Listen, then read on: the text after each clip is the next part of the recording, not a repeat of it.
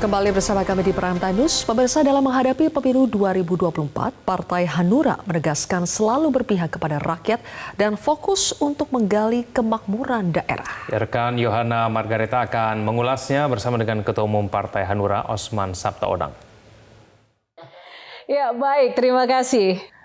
Pemirsa, pemilihan umum sudah di depan mata. Riuh pesta demokrasi sudah menggema. Dan Partai Hati Nurani Rakyat atau Partai Hanura sebagai salah satu partai politik tanah air juga bersiap mengawal demokrasi yang jujur dan adil serta berpihak pada rakyat.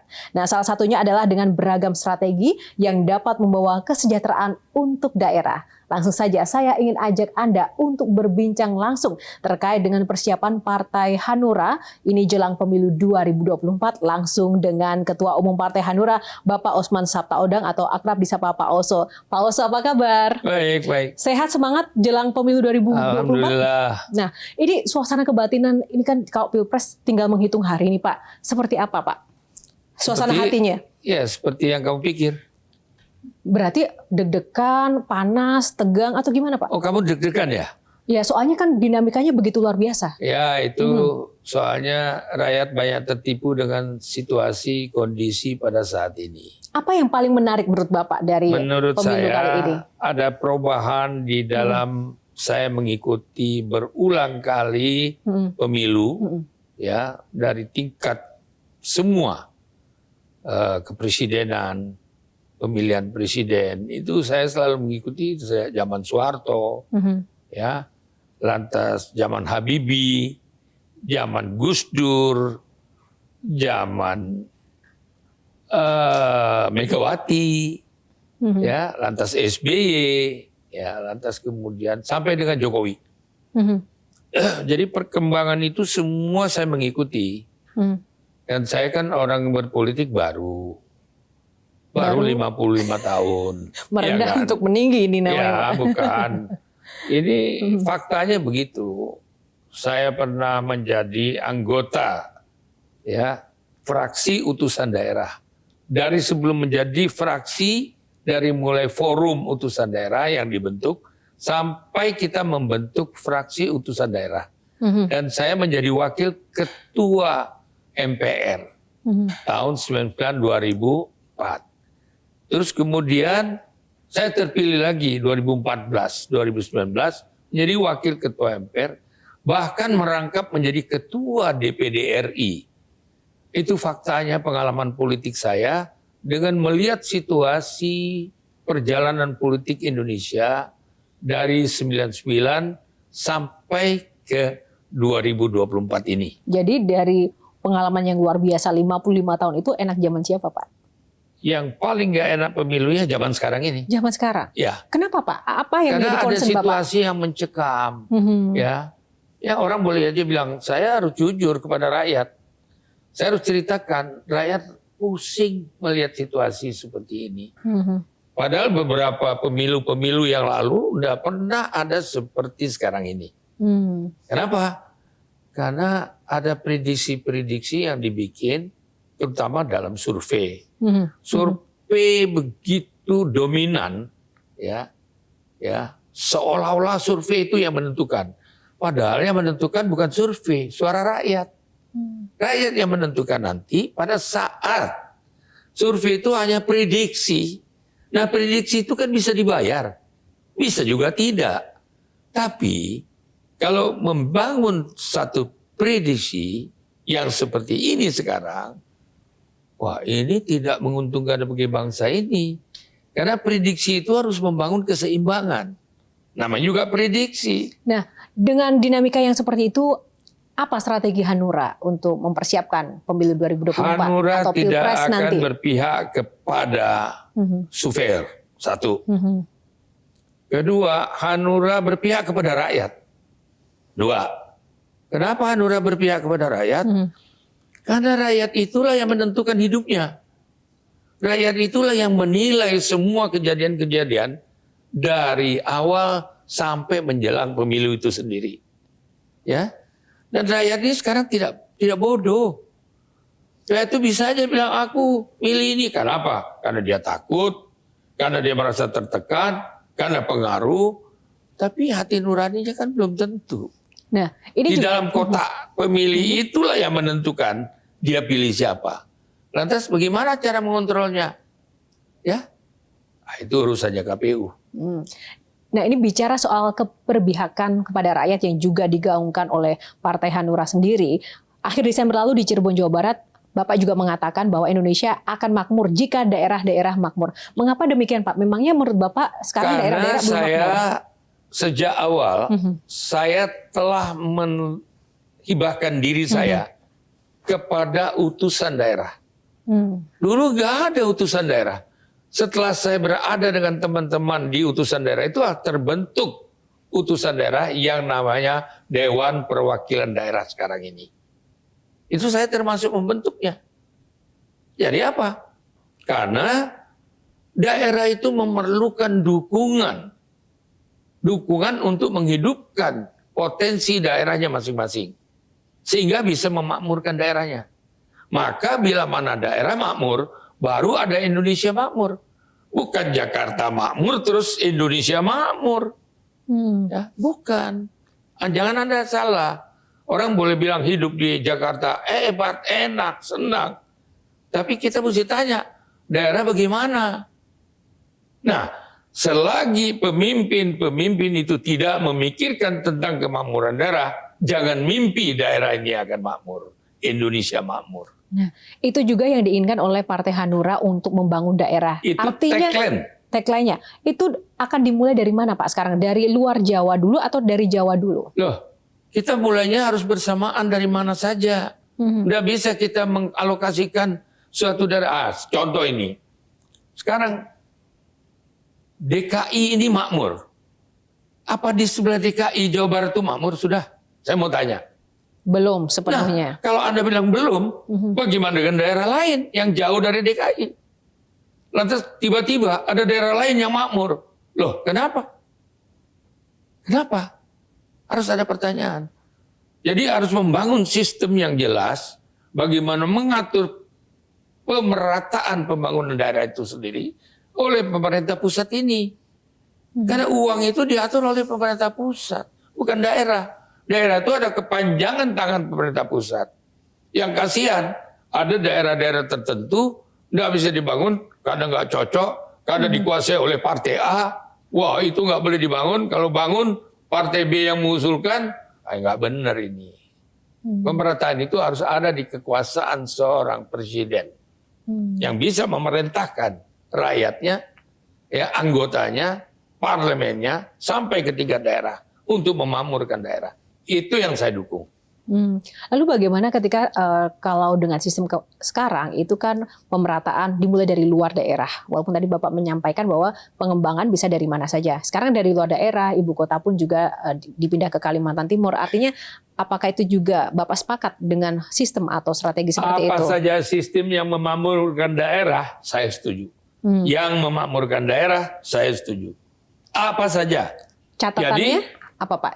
Catatannya pemerataan. Pemerataan pembangunan daerah. Jangan ada anak emas daerah yang apalagi yang ada isinya. Maksudnya, Pak? Macam-macam lah. Masa apakah nggak tahu Bapak masih sih? melihat itu, ada fenomena itu sekarang? Saya kan susah deh. Jadi ini yang harus dihilangkan sekarang ini, yaitu betul-betul murni. Makanya anggota legislatif dari Partai Hanura, saya pesankan betul-betul jangan hianati rakyat. Jangan ada janji-janji.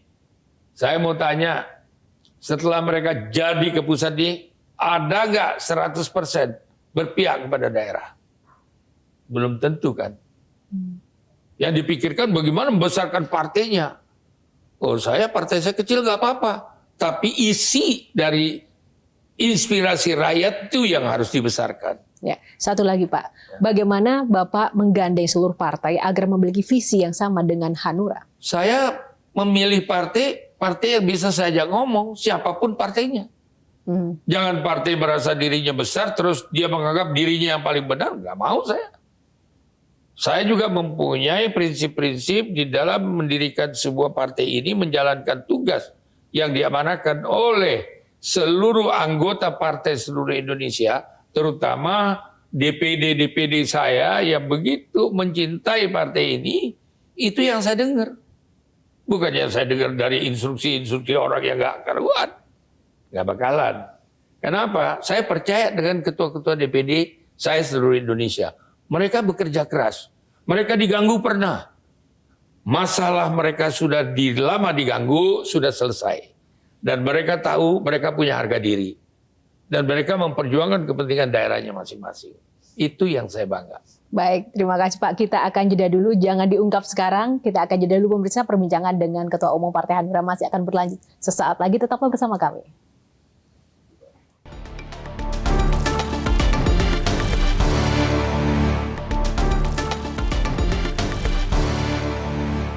Ya pemirsa, kembali dengan perbincangan bersama Ketua Umum Partai Hanura Bapak Oso. Pak Oso, tadi kita sudah bicara soal strategi Hanura ini ya kan, untuk merangkul daerah demi menyejahterakan masyarakat di daerah. Nah sekarang seluruh partai politik pun juga concern dengan pemilih muda. Dengan banyak strategi yang juga sudah dilakukan untuk menggrab mereka. Karena menurut data KPU ini ada 56% lebih ya, ini pemilih muda. Bagaimana Partai Hanura bersaing untuk sama-sama mencuri perhatian agar para pemilih muda ini minat dengan Hanura dan juga seluruh caleg-calegnya, Pak? Ini pertanyaan bagus. Anda tahu nggak, banyak generasi muda yang tidak tahu tentang sejarah yang lalu. Terutama 5 tahun sekarang, sejak 5 tahun yang lalu. Mereka tidak mengikuti, sangat sedikit yang mengikuti tentang pertumbuhan perkembangan politik. Jadi mereka banyak yang karena milenial dalam menyuguhkan tentang kemenangan partai politik, itu dia akan memilih sesuai dengan hati nuraninya. Dengan pikiran yang pada saat itu. Tapi dia nggak memikirkan tentang risiko yang akan terjadi kalau dia salah memilih. Yang korban adalah diri mereka sendiri. Itu sebabnya kita meyakinkan kepada milenial, ini loh yang baik yang akan Anda pilih. Loh kalau saya kan jelas, saya milih nomor 3 calon presiden. Ya itu saya nggak bisa membohongi diri saya. Kenapa saya memilih nomor 3? Capres dan cawapresnya. Karena saya mempunyai pertimbangan-pertimbangan yang sangat matang yang diputuskan oleh partai saya. Bukan oleh saya. Kalau oleh saya bisa pilih sesuka saya. Tapi kalau oleh partai, saya harus patuh dengan partai saya. Karena orang-orang yang duduk dalam partai saya itu, orang-orang yang sudah mempunyai jam terbang yang lebih jauh dari saya. Karena dia mengikuti perkembangan pertumbuhan bangsa ini. Bangsa ini nggak boleh dibikin mainan-mainan. Bangsa ini harus betul-betul secara konsentrasi, lahir batin, untuk membangun kesejahteraan rakyat, terutama daerah. Kemudian memberi kesempatan bekerja, kesempatan sekolah bagi anak-anak sekolah. Dan orang-orang tuanya jangan hanya sekedar sesaat memilih orang, nanti dia menderita kemudian. Nah itulah yang akan saya bawa kepada mereka untuk bagaimana kita melakukan sesuatu yang dapat sama sekali menjamin kehidupan bangsa, rakyat jelata. Nah, pertanyaannya sekarang Pak, bagaimana caranya untuk bisa mendekatkan diri pada generasi sekarang? Caranya seperti apa? Caranya itu kita udah lakukan, tapi kan kita nggak bisa buka di sini. Kalau buka di sini, semua orang juga akan mengerjakan yang sama dengan kita. Misalnya kan juga ada Laskar Muda Hanura dan juga ada Sri Kandi Hanura. Nah, sejauh mana sih keberadaan dua sejauh sayap ini mana efektif, nanti Pak? kita lihat hasil pemilu. Nggak bisa sekarang kita ceritakan mereka kerja apa. Saya punya Lasmura itu nanti bagaimana. Kita nanti tanggal 3 akan ada pertemuan ya. Tanggal 3 yang akan datang. Ya, mereka juga menggerakkan dirinya untuk Lasmura, Sri Kandi, lantas Partai Hanura sendiri, lantas simpatisan Hanura sendiri. Mereka itu nggak dibeli, nggak dibayar juga. Itu yang kita inginkan adalah kualitas itu. Bukan karena dibayar 200.000, 300.000, 500.000, tapi 5 tahun kita menderita nanti. Tidak. Saya mau mereka sadar, apapun yang mereka pilih, saya merasa itu adalah hati nuraninya mereka. Tadi ada yang menarik, Bapak mengatakan muda tapi harus berkualitas. Ya. Iya kan Pak? Ya. Nah, bagaimana kemudian memastikan, silakan anak-anak muda zaman sekarang boleh berkompetisi, berpolitik, tapi seperti Hanura punya pasukan ini harus memiliki kualitas. Seperti apa? Saya ini kan muda juga. Umur saya kan baru 75 tahun, jadi kan masih muda. Muda. Bayangin muda ya. Muda itu kan semangatnya yang paling muda, Pak. Jadi begini, saya mengajak anak muda, kamu baru umur 20 tahun, 18 tahun. Kamu mesti seperti saya loh. Kalau kamu berhasil, saya sangat bangga.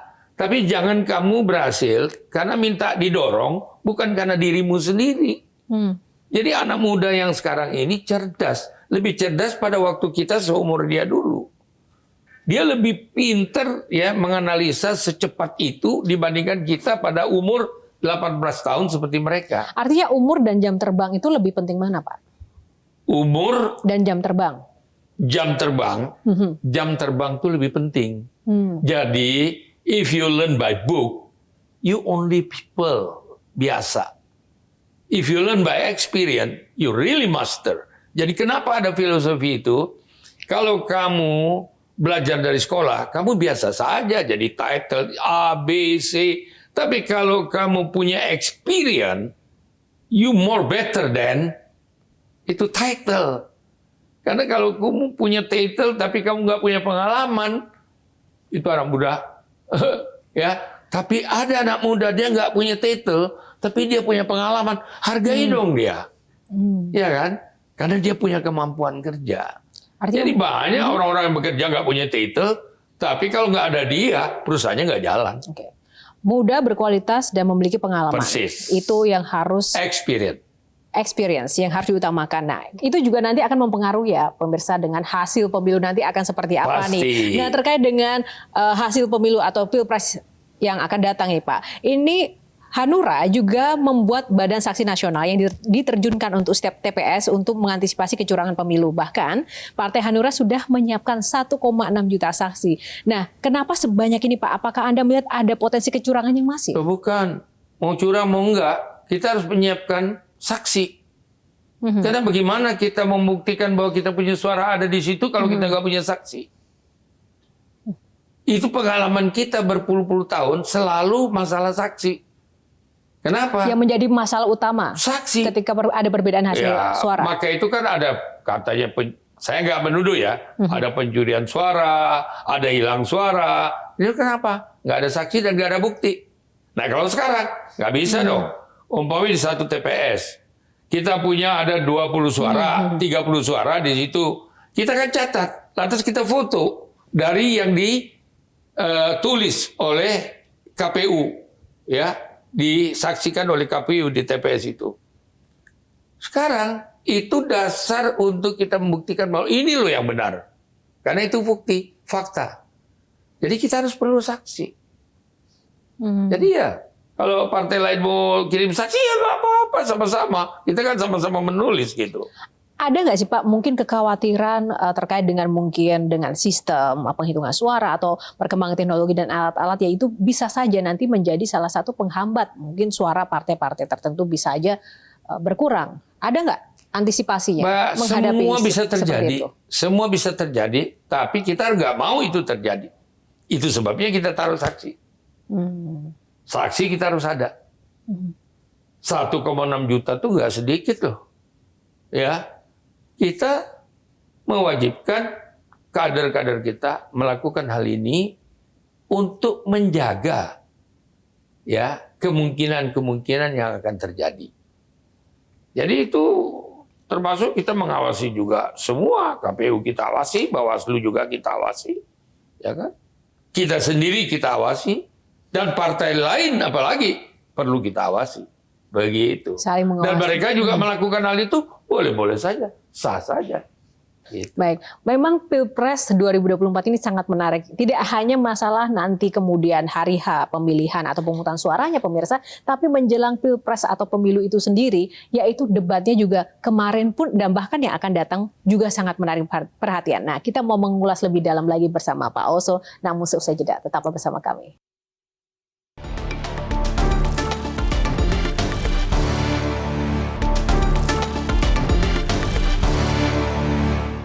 Ya, kembali dengan perbincangan bersama Ketua Umum Hanura, Pak Oso. Pak Oso, kita lanjutkan karena ini menarik sekali, Pak. Pilpres kali ini benar-benar penuh dengan dinamika. Kalau dulu kita punya dua pasangan paslon ya di 2019.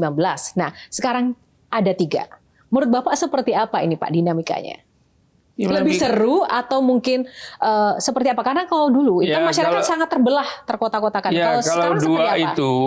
dua itu ya udah jelas. Tapi kalau ini kan 3, kan belum jelas kalau 3. Yang mana yang masuk, ya kan? Kalau saya sebagai pendukung partai yang mendukung calon nomor 3, saya bilang 1 putaran. Saya bilang, ya kan? Bahwa orang lain dia bilang dia 1 putaran, ya nggak apa-apa. Artinya menurut Bapak sendiri ini akan jadi 1 putaran atau 2 putaran? Secara Ya bisa 1 putaran, bisa 2 politik. putaran, tergantung. Tergantung pemilih nanti, bukan kita. Kita kan hanya prediksi. Semuanya mau merasa hebat, merasa punya duit, punya tenaga, punya segala macam. Tapi semua itu rakyat. Dia terima duit, belum tentu dia tusuk yang ngasih duit itu. Mungkin. Rakyat kadang-kadang semakin hari semakin pintar. Dan rakyat ini sekarang tahu saya. Yang mana, aduh, saya cuma 55 tahun di politik ini ya mungkin saya bodoh lah ya. Kalau nggak bisa menilai bagaimana pikiran rakyat begitu. Jadi kalau saya lihat, ya rakyat semakin cerdas. Ambil aja duitnya ngasih, tapi pilih hati nurani yuk. Begitu aja saya. Nah, tapi sudah ada komunikasi kah dengan partai-partai lain untuk mempersiapkan apakah ini akan 1 putaran atau nanti 2 putaran? Sudah ada Saya nggak komunikasi? perlu 1 putaran, 2 putaran. Yang saya perlukan adalah saya menang dalam bertarung. Itu. Karena selama ini sejak dari zaman Soeharto sampai ke zaman Jokowi ini saya menang. Apa Pak yang membuat optimisme itu sebegitu besar? Amunisi apa sih Pak yang benar-benar Karena semakin hari ditawarkan rakyat pada kita semakin pintar. Rakyat kita bukan semakin hari semakin bodoh. Pertama, rakyat kita tidak mau melihat pemimpin-pemimpin yang berkhianat kepada sesuatu. Kedua, dia tidak mau melihat sesuatu korupsi yang makin lama makin besar. Ya kan? Saya kan nggak pernah korupsi dan nggak pernah mengerti tentang korupsi. Itu hidup saya. Dan rakyat tahu saya mau korupsi apa. Saya nggak pernah menjabat di pemerintah. Ya nggak mungkin saya korupsi. Di MPR, DPD RI, saya mau korupsi apa? Ya kan? Malah saya keluar duit, bukan? Tapi kenikmatan ada tersendiri tentang apa arti berpihak kepada daerah dan rakyat. Itu yang lebih penting dalam hidup saya. Spesifik Pak, pengkhianatan seperti apa sih yang Bapak maksud? Karena kan ada pengkhianatan sistem atau mungkin di lingkungan politik. Tapi kalau di lingkungan politik kan memang sudah hal yang wajar ketika mungkin orang berbeda partai, pindah partai itu apakah bisa disebut? Kalau orang pindah partai itu sah-sah aja. Sah-sah aja kan? Orang itu kan bisa menghitung, wah kalau gue ikut partai ini nggak cocok dengan hati saya. Lantas kemudian dia melihat sistemnya jelas-jelas ini bertentangan dengan jiwa saya. Boleh saja. Tapi kalau dia pindah partai karena mencari keuntungan pribadinya, wah ini manusia biadab. Iya kan? Bukankah politik itu semuanya karena kepentingan, Pak? Loh, kepentingan sih kepentingan, tapi jangan lupa, Anda kan waktu kampanye, Anda kan semua mempunyai komitmen kepada rakyat yang Anda ajak untuk mendukung Anda. Selama kepentingan rakyat itu nggak ada masalah. Tapi kalau kepentingan personal itu yang masalah. Ya udah pastilah. Kalau kepentingan pribadi, tapi Anda didukung oleh rakyat. Rakyat daerah lagi. Jadi makanya seorang pemimpin harus berpihak kepada daerah. So kalau daerah nggak dukung Anda nggak jadi pemimpin. Terus bagaimana komitmennya kepada daerah? Itu sebabnya saya sampai detik ini Saya masuk politik karena akan berpihak kepada daerah dan menjadi utusan daerah. Ya kan? Nah, komitmen saya sampai sekarang itu berpegang kepada daerah. Jadi daerah makmur, masyarakat di daerah bangga, masyarakat daerah menjadi pemimpin di daerahnya dan di tingkat nasional, saya bangga. Tapi jangan terus sudah jadi pemimpin lupa dengan tempat asal-usulnya. Ya itu jangan dong. Gitu. Nah, nilai visi misi dari para calon pemimpin ini kan kemarin juga terlihat dari debat yang sudah berlangsung baik Capres maupun juga Cawapres. Apakah Bapak melihat dari debat-debat yang berlangsung ini misi dan juga vision terkait dengan daerah ini sudah sangat menonjol diperhatikan oleh mereka? Iya, saya terus terang saja ya. Kalau saya nanti menilai kurang tepat ya. Tapi udahlah, apa yang sudah terjadi itu mekanisme aturan yang dibikin oleh KPU. KPU yang harus bertanggung jawab tentang penilaian itu bukan kita. Kenapa? Kita menyuarakan juga belum tentu didengar rakyat. Tapi kalau KPU sebagai wasit yang menyuarakan tentang hal itu baru berkualitas. Berani nggak KPU menyuarakan tentang siapa yang pantas menjadi pemimpin? Ya kan? KPU tidak boleh mengumumkan itu. Kenapa? Karena dia sedang bertarung. Diberi penilaian itu kepada masyarakat untuk memilih. Nah, kalau masyarakat itu memilih, saya yakin kita akan menang. Gitu. Dari sisi kontennya, Pak, apa yang mungkin kurang ditonjolkan dari topik-topik debat yang sudah berlangsung dan ingin mungkin Bapak, kalau boleh Bapak memberikan saran, ini harusnya lebih ditonjolkan seperti Sebagian itu? besar adalah pertanyaan. Pertanyaan yang telah disusun oleh KPU itu yang oleh tim yang ditunjuk oleh KPU sendiri nggak tahu kan pertanyaannya apa, ya kan? Jadi pertanyaan apa yang dipilih itu kadang-kadang ya ada paslon-paslon calon-calon ini tidak tepat menjawabnya. Yang membingungkan seorang intelektual dalam menilai hal-hal yang sesungguhnya. Apa maksud pertanyaan itu? Kedua, rakyat dibawa dengan cara-cara dagelan tentang si calon-calon ini dengan gaya. Itu yang menarik bagi rakyat yang menonton yang nggak mengerti. Nah sekarang kita mau lihat yang nggak mengerti ukurannya atau kita melihat kualitas daripada pertarungan itu sendiri. Kalau saya kualitas. Jadi kualitas pertarungan itu meyakinkan kita untuk memilih siapa. Itu yang benar. Jangan dengan aturan-aturan yang didaglankan di dalam itu yang menarik, yang menjadi terutama milenial ya. Milenial ini kan cara berpikirnya sederhana. Tapi jangan lupa, pulang dia berpikir lagi. Berpikir, oh, gue baru sadar sekarang katanya.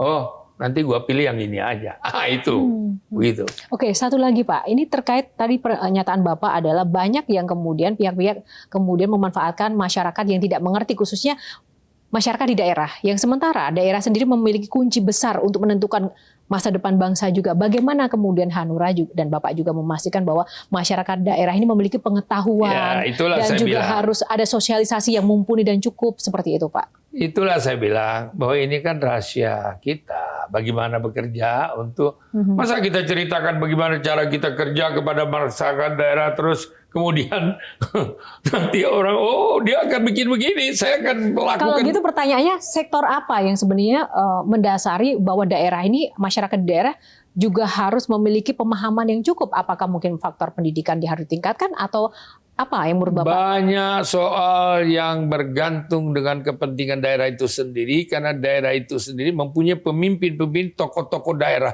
harus dihargai.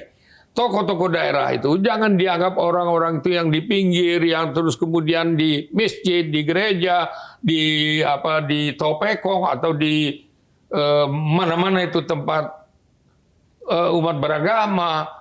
Itu mereka mempunyai panutan dan tidak ada agama yang menyiarkan dan menyuruh warganya itu melakukan kejahatan, kejelekan. Itu saya yakin. Karena Pancasila yang pertama itu adalah ketuhanan yang Maha Esa.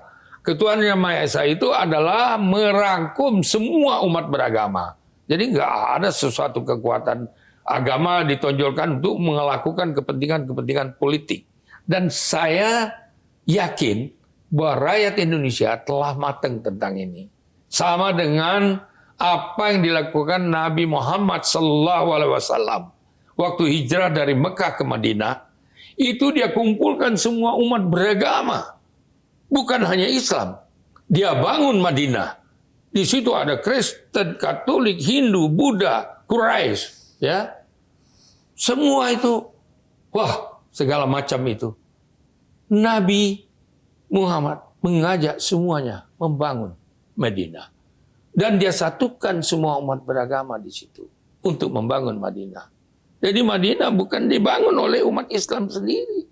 Kalau nggak percaya, buka Al-Quran. Gitu. Baik, kita akan lihat lebih dalam lagi seperti apa langkah seorang Oso juga memantapkan dan membawa Partai Hanura ini untuk mendominasi suara nanti di pemilu 2024. Sesaat lagi kita akan jeda dulu. Tetaplah bersama kami.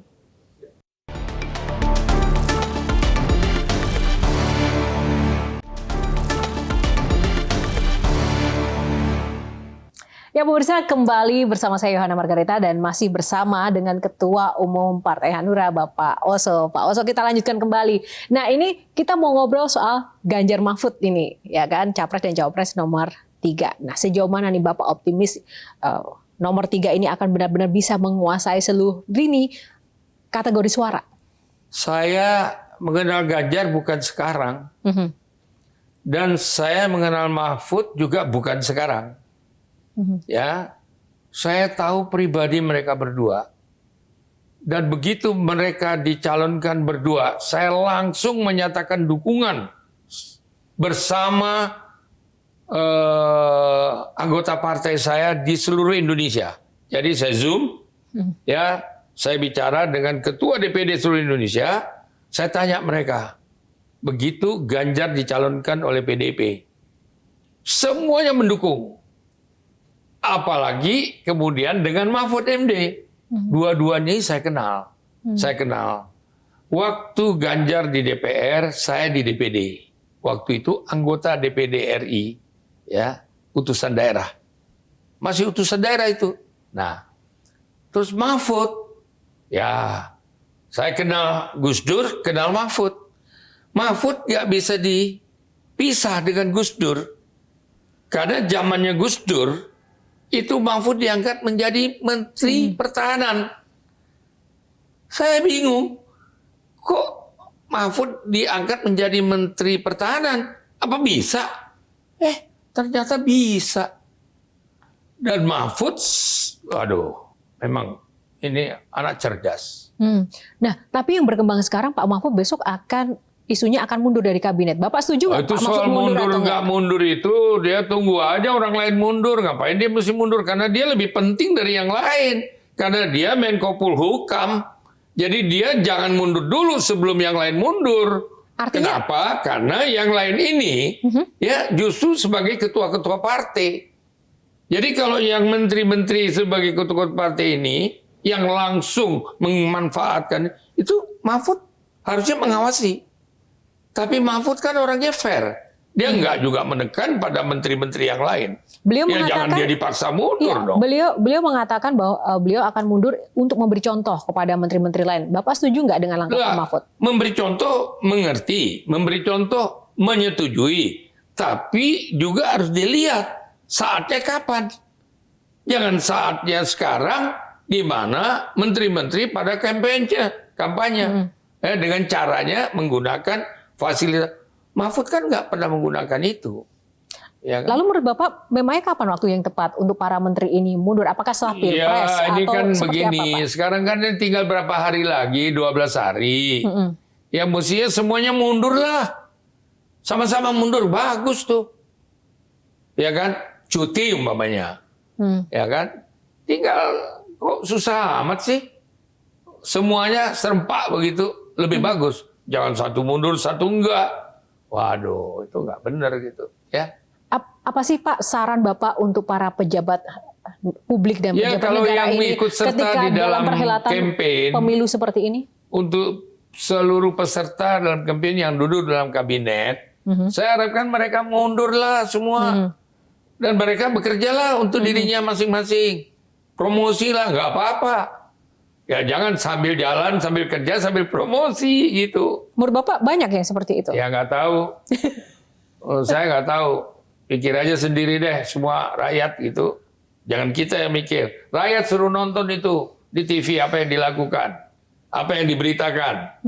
Yang paling banyak beritakan justru Metro. Ya karena kita pengawal demokrasi negeri ini. Iya, itu saya setuju. Maka itu saya suka dengan Metro itu kenapa? Karena apa? Metro lebih netral dari beberapa TV yang lain. Itu faktanya. Makanya saya mau. Gitu.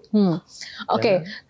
Sekarang kita masuk ke partai politik. Ini kan yang menentukan sekali Pak masa depan bangsa. Nah menurut Bapak kepercayaan masyarakat terhadap partai politik itu seperti apa? Dan mungkin ketika kepercayaannya sudah runtuh, banyak yang bilang seperti itu. Apa nih peran Partai Hanura untuk mengembalikan lagi kepercayaan masyarakat jika masyarakat sekarang sudah mulai apatis Pak dengan wakil-wakil dari partai ini? Dengan berbagai macam dinamika dan kelakuannya. Ya itu sah-sah saja karena begini. Republik ini ditentukan oleh para partai. Karena partai itu yang bisa mendukung seorang calon presiden dan wakil presiden. Tanpa itu Anda nggak bisa masuk dalam konsisten. Ya. Nah, itu sebabnya saya juga merasakan kualitas daripada orang-orang yang ditunjuk menjadi legislatif itu banyak sekali melakukan kekurangan-kekurangan yang harus diperbaiki. Tapi itu manusiawi. Kenapa? Selagi itu ada biaya dalam menjadi seseorang calon, maka mau tidak mau ada dua. Satu, dia mempunyai kemampuan finansial. Kedua, dia pinjam dari orang lain. Atau dia dibiayai oleh orang lain untuk menjadi seorang yang duduk dalam legislatif. Dan itu bahaya. Nah itulah yang menyebabkan ada keraguan daripada masyarakat itu. Kenapa? Karena ada hal-hal yang dia harus ganti. Lantas kemudian, mungkin nggak dia bisa mengganti? Mungkin juga tidak cukup dari hasil yang dia dapat. Nah itu lebih bahaya lagi, menjadi piutang. Nah, kepercayaan selanjutnya juga berdasar dari pemimpin dari partai itu. Misalnya sekarang Hanura, karena ada sosok Pak Oso yang sudah benar-benar seorang politisi senior. Nah, saya mau tanya, Bapak sempat terpikir akan pensiun nggak Pak? Kalau nanti misalnya Bapak terpikir akan pensiun, bagaimana nasib regenerasi dari Partai Hanura Pak? Oh enggak, kita kan punya kader. Kader itu saya nggak patean itu untuk seumur hidup di ketua partai. Saya harus punya kader yang bisa saya angkat.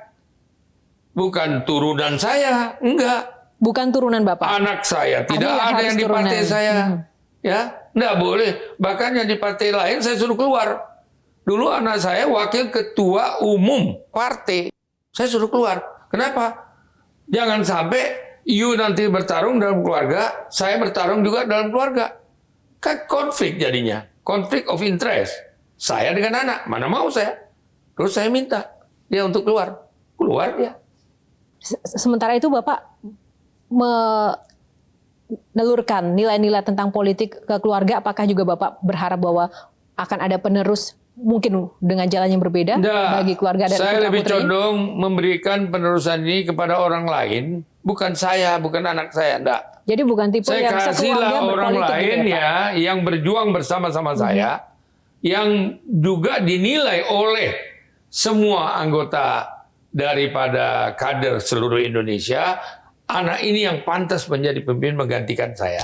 Oh itu setiap saat saya bersedia. Nah, bagaimana kalau misalnya anggota keluarga Bapak memang mumpuni, kredibel, dan passion terhadap dunia politik dan mau melayani masyarakat? Ya, dia suruh bertarung dulu dari sekarang. Nanti kan akan kelihatan apakah benar dia kader dari partai itu, apakah benar dia punya kualitas, kemudian atau benar dia punya track record di dalam membina partai itu. Oh, saya sedang sekali, tapi bukan saya lagi ketua pada saat itu.